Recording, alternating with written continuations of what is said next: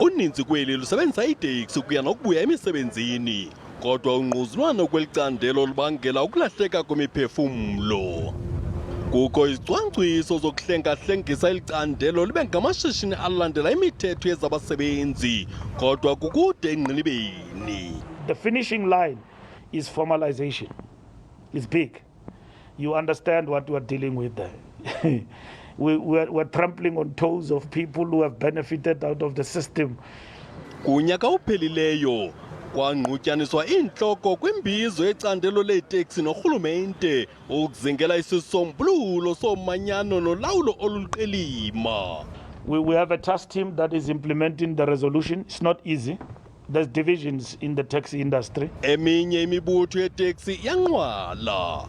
The talks are ongoing and we are hopeful that these talks will bear the necessary positive outcomes.